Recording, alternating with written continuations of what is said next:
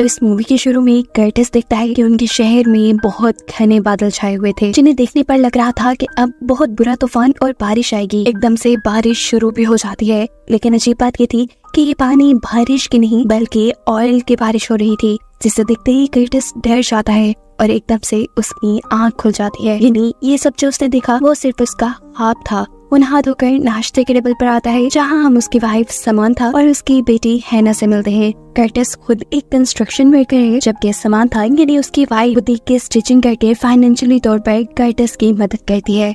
ये लोग हर वीक में 3 दिन हैना के स्कूल जाते हैं, क्योंकि हैना बोल नहीं सकती और उसके साथ बातें करने के लिए इन्हें साइन लैंग्वेज सीखनी थी। ये लोग उसका इलाज भी करवा रहे थे, इसीलिए इन्हें पैसों की तंगी भी थी। साथ ही साथ समांथा एक वेकेशन प्लान भी कर रही थी, जिसके लिए उसने खुद काम कर करके बहुत पैसे जोड़ लिए थे। दिखाया जाता है कि कर्टिस ने अपने घर बहुत सारा बेकार सामान रखा हुआ था, क्योंकि उसे लगता है कि उनके शहर में एक बहुत बड़ी तबाही आने वाली है, इसीलिए वो शेल्टर बनाना चाहता है। अपनी इसी उटपटांग के सामान को वो अभी ठिकाने ही लगा रहा था कि अचानक आसमान में दोबारा काले बादल छा जाते हैं। वहाँ सुनामी आ जाता है। आसमान में कड़कती हुई बिजली एकदम से जमीन से टकराती है, जिसकी वजह से कर्टिस का डॉग डर कर भौंकने लग जाता है और फिर अपनी रस्सी तुड़वाकर वो कर्टिस को काट भी लेता है। उसके काटते ही कर्टिस जाग गया और इससे हमें मालूम हुआ कि ये भी कर्टिस का ख्वाब ही था। लेकिन हैरान कर देने वाली बात ये थी कि उसके ख्वाब में जहाँ डॉग ने उसे काटा था, वहीं बाजू में उसे अब भी दर्द हो रहा था। इसी के बारे में सोचते हुए वो अपनी मीटिंग में भी ध्यान नहीं दे रहा था, जिसकी वजह से बॉस उसके ऊपर गुस्सा भी हो जाते हैं। पहले ही शहर में आने वाली कई बारिशों की वजह से उनका काम काफी डिले हो चुका था और अब बॉस चाहते थे कि कर्टिस के साथ साथ सभी वर्कर्स ज्यादा से ज्यादा काम करें ताकि उनका कॉन्ट्रैक्ट टाइम पर पूरा हो जाए। फिर उनकी मीटिंग खत्म हो जाती है और ये सब अपने अपने काम पे लग जाते हैं। जब कर्टिस अपना काम कर रहा था, तभी वो देखता है कि आसमान में परिंदे आज अजीबोगरीब तरीके से उड़ रहे हैं। ये बात उठाकर अपने दोस्त से पूछता है क्या उसे कोई आसमान में परिंदे दिखे।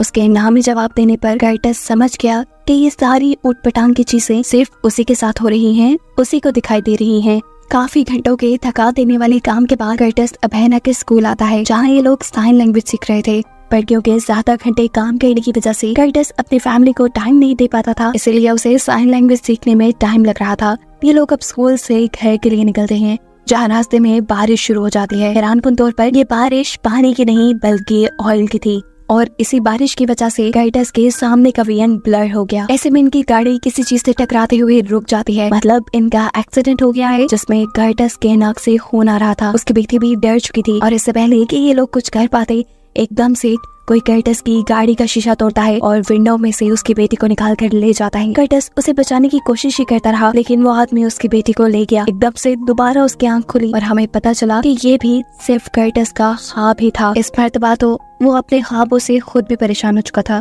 काफी बीमार भी लग रहा था, इसीलिए समांथा उसे देखकर परेशान हो जाती है। लेकिन कर्टिस कहता है तुम परेशान ना हो सकता है मुझे नॉर्मल बुखार हो रहा हो, तो मैं इस टाइम हैना को लेकर स्कूल जाना चाहिए। उसकी बातें सुनकर समांथा चली जाती है। उसके जाते ही कर्टिस काम पे लग गया। उसने सबसे पहले डॉग के घर के बाहर फेंस बनाई, क्योंकि उसने ख्वाब में देखा था कि इसी डॉग ने उसे नुकसान पहुंचाया। जिसके बाद जब वो अपनी ऊटपटांग की चीजें ठिकाने लगा रहा था, तभी उसे करीब बेसमेंट का दरवाजा नजर आता है, जिसे खोल कर वो जब अंदर गया तो उसे तूफान से बचने के लिए शेल्टर बनाने का एक नया आइडिया आ गया। लेकिन शेल्टर बनाने के लिए उसे बहुत से पैसों की जरूरत पड़ती। शाम में जब समांथा घर आती है तो वो कर्टिस को दिखाती है कि उसने वेकेशन पे जाने के लिए बहुत से पैसे जमा कर लिए थे। कर्टिस उसे पैसे मांगना तो चाहता था, लेकिन मांग नहीं सकता था, क्योंकि समांथा ने ये बहुत मेहनत से कमाए थे। अगले दिन दोबारा उनके शहर में तूफान आ जाता है। हैना बड़े मजे से खिड़की से ही इस तूफान को देख रही थी। जब कर्टिस उसे प्यार करने के लिए उसके करीब आता है तो देखता है कि विंडो से बाहर कोई आदमी हैना को गौर से दिख रहा था। उसके इरादे ठीक नहीं लग रहे थे, इसीलिए कर्टिस अपनी बेटी को उठाकर वहाँ से दूर चला जाता है। ये आदमी जोर जोर से अब उनके घर का दरवाजा बजाने लगा। वहाँ ज़लज़ला आना भी शुरू हो गया और कर्टिस के घर का सारा सामान हवा में उड़ने लगा। एकदम से उसकी आंख खुली। ये भी उसका ख्वाब था और इस मर्तबा वो ख्वाब से इतना डर गया था कि उससे उसका बेड भी खराब हो गया। वो घबराया हुआ था। इसी टाइम समांथा उसके कमरे में आती है। इन दोनों को आज चर्च जाना था। कर्टिस कहता है सॉरी, मैं आज तुम्हारे साथ नहीं जा पाऊंगा, तुम इजी होकर चली जाओ, मैं हैना का घर पर ख्याल रख लूंगा। समांथा उसकी बात मानकर चली जाती है। उसके जाने के बाद वो अपनी बेडशीट चेंज करता है और हैना को लेकर एक लाइब्रेरी में आ जाता है, जहाँ वो अपने ख्वाब और अपनी बीमारी के बारे में भी सर्च करता रहा, लेकिन खास उसे कुछ नहीं मिला। जिसके बाद वो हैना को लेकर एक ग्रोसरी स्टोर में गया और उसने बहुत सारा पैक्ड फूड खरीदा। अगले दिन अपनी हालत को लिए परेशान कर्टिस डॉक्टर के पास भी पहुंच जाता है। उसने डॉक्टर को बताया कि मुझे पिछले 4 दिन से नींद नहीं आ रही। डॉक्टर कहते हैं ये तो कोई बड़ी बात नहीं। फिर कर्टिस उन्हें बताता है असल वजह ये नहीं है, असल वजह ये है कि मुझे बहुत ही अजीब ख्वाब भी आ रहे हैं, और उससे भी अजीब बात ये कि ख्वाब में जो कुछ होता है ख्वाब के खत्म होने के बाद भी मैं उसे फील कर पाता हूँ। जैसे ख्वाब में मुझे डॉग ने बाइट किया था और उसका दर्द मैं अभी भी अपने जिस्म पे फील कर रहा हूँ। डॉक्टर जान गए कि उसको कोई मेंटल इश्यू हो गया है। वो उसे कहते हैं कि इस टाइम तो मैं तुम्हें कुछ मेडिसिन लिख कर दे रहा हूँ जिससे तुम्हें नींद अच्छी आएगी, लेकिन तुम एक साइकियाट्रिस्ट से जाकर मिलो। दूसरी तरफ हम देखते हैं कि समंथा इस टाइम इंश्योरेंस कंपनी में थी, क्योंकि कर्टिस की जॉब से जो उन्हें हेल्थ इंश्योरेंस मिला हुआ था उसके जरिए वो हैना का ऑपरेशन करवाना चाहती थी, और लकीली उसकी ये रिक्वेस्ट अप्रूव भी हो जाती है। घर आते हुए कर्टिस भी जब मेडिसिन लेने के लिए जाता है तो उसे पता चलता है कि मेडिसिन उसे ये फ्री मिलने वाली है, और ये सुनकर वो बहुत ज्यादा खुश हो गया। घर आने पर समंथा भी खुश थी। समंथा उसे बताती है कि अब उन्हें ज्यादा पैसे बचाने की जरूरत नहीं पड़ेगी, हैना का ऑपरेशन भी हो जाएगा और ये लोग बहुत इजीली फैमिली ट्रिप पे भी जा पाएंगे। इन सारी चीजों से कर्टिस भी खुश था। अब वो वॉशरूम में जाकर सबसे छुपकर डॉक्टर की दी हुई मेडिसिन लेकर सो जाता है। आज उसे काफी अच्छी नींद आई थी, कोई बुरा ख्वाब नहीं आया था, इसीलिए वो काफी फ्रेश फील कर रहा था, और ये चीज समंथा ने भी नोटिस की थी। ऐसे ही वो काम पे चला गया। काम पर वो अपने दोस्त से अपने घर में बनाए जाने वाले शेल्टर के बारे में ही बात कर रहा था कि अचानक उसे आसमान में जोर से बादल गरजने की आवाज आती है। वो जब आसमान की तरफ देखता है तो हैरानकुन तौर पर वहाँ आसमान बिल्कुल साफ था, यहाँ तक कि बादलों की गरजने की आवाज उसके दोस्त ने भी नहीं सुनी थी। ये चीज कर्टिस को इतना परेशान कर देती है कि उसकी तबीयत खराब हो जाती है, उसे वॉमिटिंग होना शुरू हो जाती है, इसलिए काम से छुट्टी लेकर भी वो घर आ जाता है। उसको पैनिक अटैक्स आ रहे थे, जिसके चलते उसने गाड़ी भी साइड पे लगा दी, और वहाँ उसने देखा कि कोई कंटेनर सेल कर रहा है, जिसे देखते ही उसे आइडिया आया कि वो इन कंटेनर से एक अच्छा शेल्टर बना सकेगा। फिर अभी ये चीज का वक्त नहीं था, उसे जो पैनिक अटैक्स आ रहे थे, जो इल्यूजन्स आ रहे थे, कर्टिस को उसके बारे में पता चलाना था। इसीलिए वो अपने मॉम के घर गया, क्योंकि काफी सालों पहले उसकी मॉम भी ऐसी ही एक बीमारी से गुजरी थी। उन्हें भी पैनिक अटैक्स आते थे, अजीबोगरीब इल्यूजन्स आते थे, जिसके चलते उन्होंने घर भी छोड़ दिया। कर्टिस और उसके भाई को उसके डैड ने अकेले पाला, और फिर एक दिन उन्हें उनकी मॉम गार्बेज बिन के पास मिली, जिसके बाद कर्टिस और उसके डैड ने उन्हें एक प्राइवेट हॉस्पिटल में एडमिट करवा दिया। कर्टिस अपनी मॉम से जानना चाहता था क्या ये सब जो उसके साथ हो रहा है वो उसकी मॉम की वजह से है, जेनेटिकली है, लेकिन इस टाइम उसकी मॉम को कुछ भी याद नहीं था। यहाँ तक कि ये भी याद नहीं था कि कर्टिस उनका बेटा है। साफ लफ्जों में कि कर्टिस को अपनी बीमारी के बारे में यहाँ भी कुछ नहीं पता चला। अब अगला ऑप्शन था साइकियाट्रिस्ट से मिलना, लेकिन उसकी हालत इतनी खराब थी कि वो कोलंबस ड्राइव करके भी नहीं जा सकता था। इसीलिए वो अपने डॉक्टर को कॉल करता है और उनसे कोई दूसरा ऑप्शन पूछता है। डॉक्टर उसे एक कंसल्टेंट से मिलने को कहते हैं। ये कंसल्टेंट उसकी अच्छे तरीके से बात तो सुनती है, लेकिन वो क्योंकि साइकियाट्रिस्ट नहीं थी, इसलिए ना तो वो डायग्नोज कर पाई कि कर्टिस को आखिर है क्या, और ना ही वो उसके इलाज के लिए कुछ उसे बता पाई। उसने भी कर्टिस को साइकियाट्रिस्ट को मिलने का ही मशवरा दिया। दिन ब दिन कर्टिस डरने लगा था, उसकी हालत खराब हो रही थी। उसे लगा कि अब उसे हर हाल में शेल्टर बना लेना चाहिए, जिसके लिए काफी सारे पैसों की जरूरत पड़ती, इसीलिए वो अपना घर गिरवी रख देता है।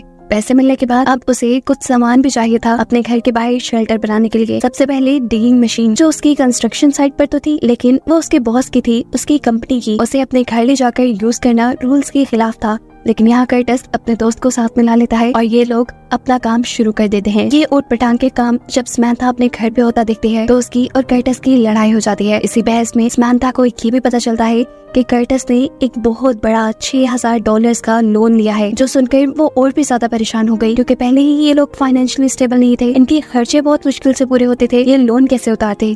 टेंशन से समंथा की हालत बुरी हो जाती है और कर्टिस उसे अकेला छोड़ के बाहर चला जाता है, क्योंकि उसकी भी हालत अजीब हो रही थी। वॉशरूम में जाकर वो डॉक्टर की दी हुई मेडिसिन लेता है, रूटीन से कुछ ज्यादा डोज में, लेकिन आज ये मेडिसिन भी कोई काम नहीं करती। उसे दोबारा एक डरावना ख्वाब आता है, जिसे देखते हुए वो चीखें मारने लगा था। समंथा ये नोटिस करके उठ जाती है और जब वो कर्टिस को हिलाती है तो उसके नाक और कान से खून आ रहा था। ये देखकर वो डर गई। उसने जल्दी से एम्बुलेंस को कॉल की, लेकिन कर्टिस ने अपने आप को पैरामेडिक टीम से चेक ही नहीं कर पाया, क्योंकि उसे लग रहा था कि ये सब बिल्कुल नॉर्मल है। उनके जाने के बाद कर्टिस ने फील किया कि समंथा उसकी वजह से बहुत परेशान है, इसीलिए आज वो समंथा से कुछ नहीं छुपाता, उसे सब बता देता है। उसकी मेंटल कंडीशन, उसे आने वाले ख्वाब, पैनिक अटैक्स, हर एक चीज जो उसके साथ हो रही थी। उसकी हालत का सुनकर समंथा भी परेशान हो गई। वो उसे कहती है, तुम परेशान मत हो, सब ठीक हो जाएगा, हम साइकियाट्रिस्ट के पास जाएंगे और तुम पहले जैसे हो जाओगे। कर्टिस अगले दिन अपने बॉस के पास जाता है और अपने ही दोस्त को अपनी टीम से दूसरी टीम में शिफ्ट करने का कहता है, क्योंकि लास्ट नाइट जो उसने ख्वाब देखा था उसमें उसने देखा था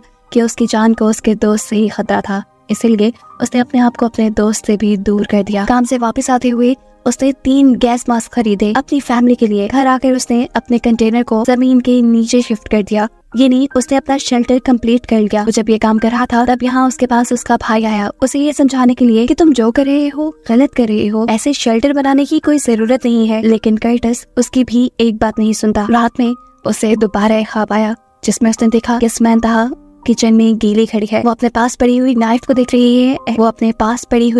देख रही है ऐसे ही जैसे वो अभी इसी नाइफ से कर्टिस के ऊपर हमला कर देगी।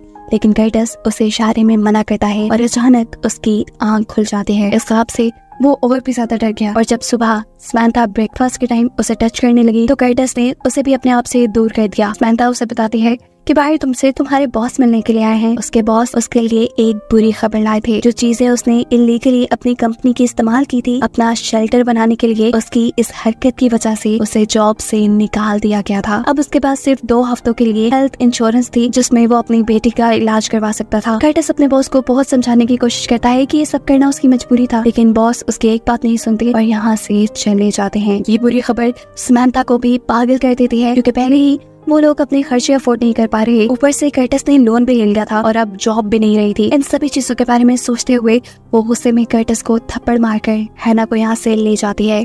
लेकिन ये गुस्सा उसका टेम्परेरी था। वो जानती थी कि कर्टिस की हालत ठीक नहीं है, इसीलिए शाम में वो अपने जमा किए हुए सभी पैसे लेकर कर्टिस के पास आती है और उससे कहती है कि इन पैसों से तुम अपना लोन उतार दो, मैंने अपना बीच ट्रिप कैंसिल कर दिया है। और हाँ, रही बात हैना के इलाज की, तो मुझे लगता है कि अब हम दोनों को नए काम ढूंढने पर फोकस करना चाहिए ताकि हम पैसे जमा कर हैना का इलाज करवा सके और साथ में तुम्हारा भी। मेरी बात मानो कर्टिस, तुम्हें सच में एक साइकियाट्रिस्ट की जरूरत है।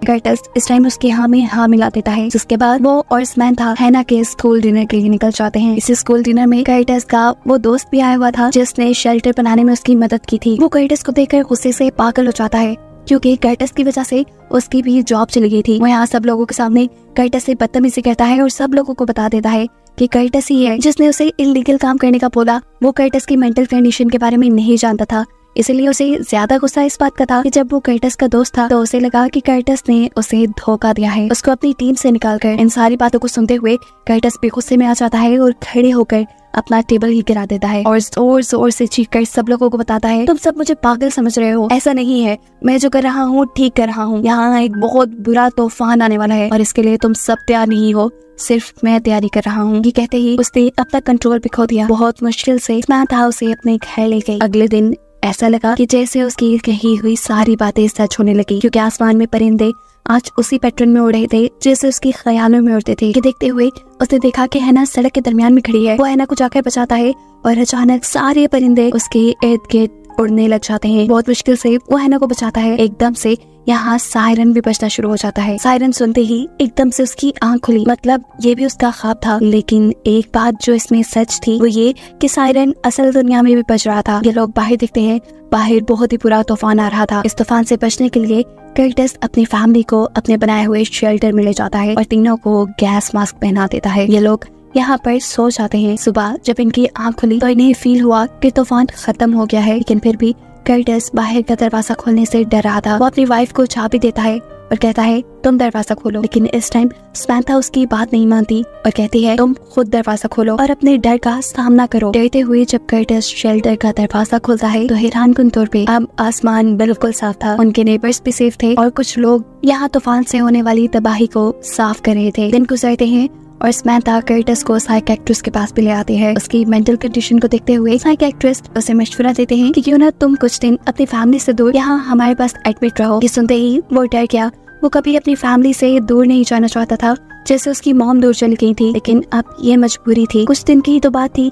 समंथा उसे समझाती है कि हम तुमसे दूर नहीं होंगे, बस कुछ दिन। लेकिन अभी कर्टिस इन सब चीजों के लिए तैयार नहीं था। उस समंथा कहता है इससे पहले मैं तुम्हारे साथ बीच ट्रिप पे जाना चाहता हूँ, वही ट्रिप जो समंथा हमेशा से प्लान किया करती थी। ये लोग ट्रिप पे जाते हैं। कर्टिस अपनी फैमिली के साथ अच्छा और यादगार टाइम स्पेंड कर रहा था। तभी हैना उसे इशारा करके दूर समुद्र की तरफ तूफान के होने का बताती है। ये देखकर वो डर जाता है। ये तूफान बिल्कुल वैसा था जो वो अपने ख्वाब में देखा करता था। वो पीछे जब अपनी वाइफ को देखता है तो उसकी वाइफ भी हाँ में सर हिलाते हुए उसे ये बताने की कोशिश करती है कि सब जो उसे दिख रहा है वो हकीकत में हो रहा है। और कहानी के एंड पे ये मिस्ट्री खुल जाती है कि कर्टिस असल में बीमार नहीं था, उसे सच में फ्यूचर दिख रहा था। फ्यूचर में आने वाली तबाही दिख रही थी जिससे बचने के लिए उसने तैयारी भी कर ली थी। और इसी सब को दिखाते हुए कि कहानी यहाँ खत्म हो जाती है।